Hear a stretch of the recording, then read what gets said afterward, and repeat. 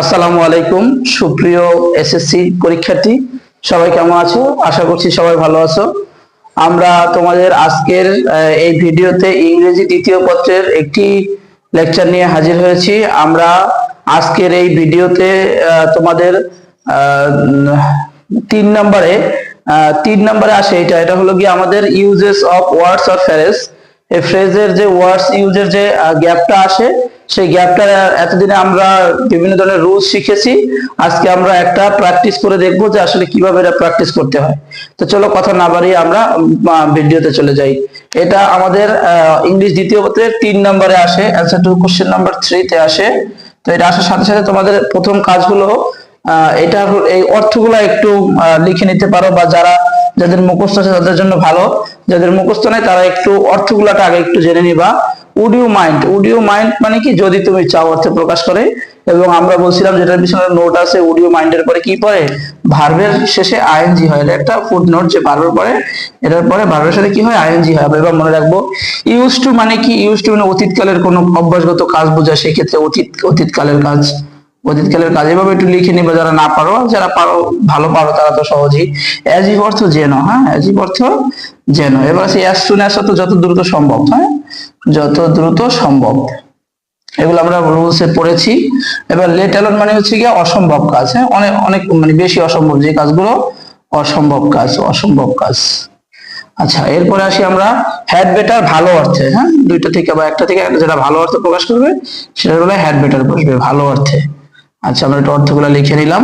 আচ্ছা, ইট কোথায় বসে? ইট হচ্ছে গিয়ে সাবজেক্ট হিসেবে শুরুতে বসে, সাবজেক্টিভ ফর্ম হিসেবে।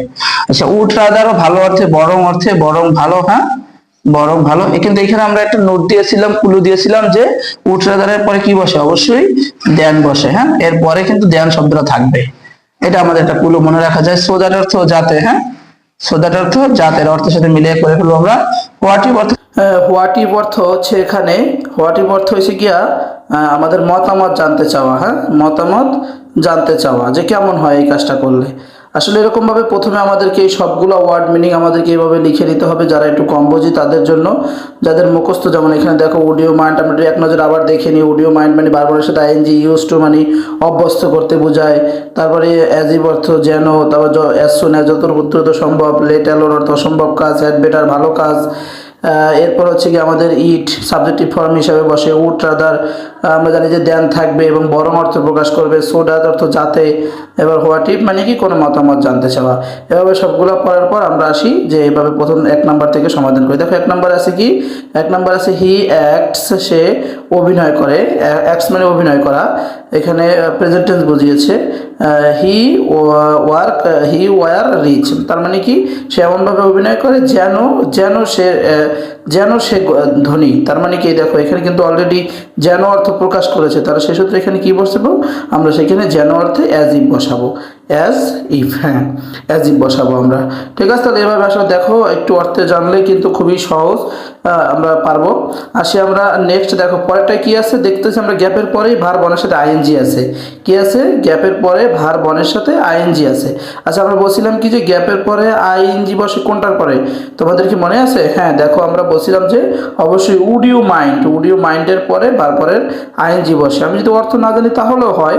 অর্থ তো দেখো আছে যে would you mind see eating sea fish, বলছে যে তুমি কি সাগরের মাছ খেতে চাও, এই যে অর্থ প্রকাশ করেছে উড ইউ মাইন্ড।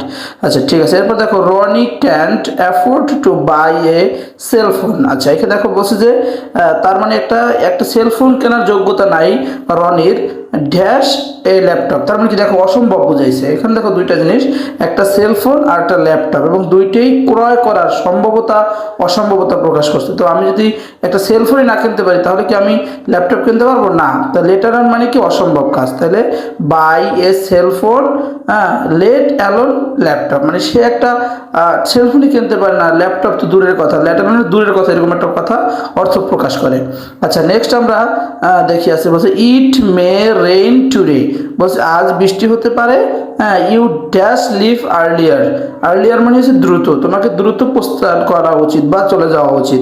দেখো এখানে কিন্তু ভালো অর্থ প্রকাশ করছে, ভালো কাজ করা, যে দ্রুত অর্থে কোনটা ভালো কাজ, হ্যাড বেটার, হ্যাড বেটার মানে হচ্ছে কি ভালো অর্থ প্রকাশ করে, তাহলে হ্যাড বেটার লিভ আর্লিয়ার, তোমাকে অবশ্যই একটু আর্লি যাওয়া উচিত। এরপরে দেখো সামটাইম, মাঝে মাঝে উই বিকাম স্পিচলেস, মানে আমরা বাক অর্থ প্রতি হয়ে যাই, মানে হতভম্ব হয়ে যাই। রিমেম্বারিং আওয়ার চাইল্ডহুড মেমোরিজ, মানে কি আমাদের শৈশব বা ছোটোবেলার যে মেমোরিজগুলো আছে, স্মৃতিগুলো, এগুলো মনে করে আমরা স্পিচলেস হয়ে যাই। তাহলে দেখো we dash swim in the river, আচ্ছা এটা কি অতীতকালের কোনো কাজ বুঝিয়েছে না? হ্যাঁ দেখো অতীতকালের বুঝিয়েছে, যে আমরা কতই নদীতে সাঁতার কাটতাম, তাহলে সুইমিং, এই দেখো যে ইউজ টু অভ্যাসগত বুঝাইছে, তাহলে এখানে কি বসবে, ইউজ টু, মানে অতীতের অভ্যাসগত কাজ বোঝায়। দেখো কত সহজে আমরা এভাবে এগুলো সমাধান করতে পারি, খুব ইজি উপায়ে। আচ্ছা এরপরে দেখো আমরা 6 নম্বর একটা গ্যাপ আছে, প্রথমে গ্যাপ থাকে কিসে কিসে, প্রথমে গ্যাপ থাকে অনেক সময় ইট দেয়ার। হ্যাঁ, তাহলে ইট দেয়ার, এখানে যদি দেয়ার নাই, এখানে আমরা অর্থ ছাড়া ইট বসাতে পারি। তারপর দেখো অর্থটা কি হয়, it is many year since we first meet, বলছে যে আমরা প্রথম সাক্ষাৎ করেছি, এটা অনেক দিন হয়েছে। তো দেখো এখানে সাবজেক্টিভ ফর্ম হিসাবে ইট চলে আসছে সে ভার্বের আগে। আচ্ছা এরপর দেখো বলছে কি যে হিজ মাদার বিং সিক, তার মা অসুস্থ হয়, he needs to go home possible, আচ্ছা পসিবল বলতে কি বোঝায়, সম্ভাবনা। হ্যাঁ, তাহলে he needs to go home as soon as possible, পসিবলের আগে প্রায় সময় অ্যাজ সুন অ্যাজ বসে।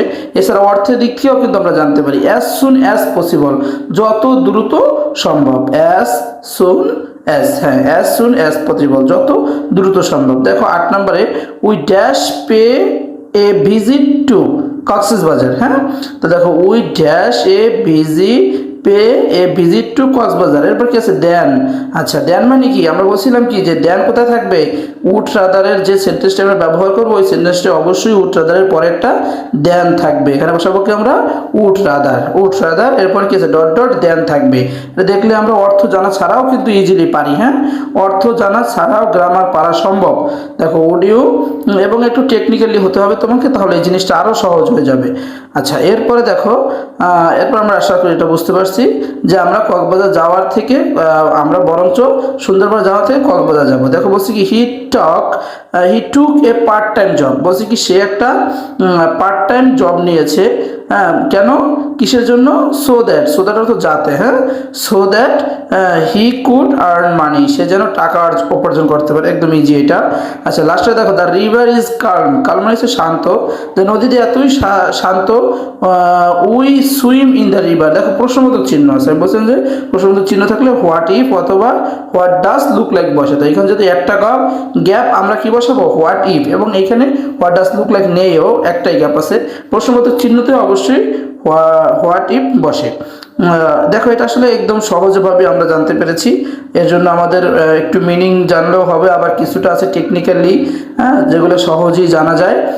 যেমন দেন থাকলে অতীতকালের কাজ বোঝালে ভার্বনের সাথে অডিও মাইন্ড বসে।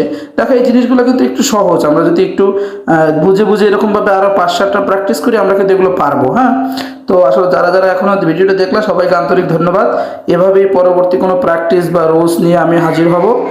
এগুলো দেখার জন্য আমার চ্যানেলটি সাবস্ক্রাইব করে রাখবে অবশ্যই, এবং সেই সাথে তোমরা এগুলো বাসায় প্র্যাকটিস করবে।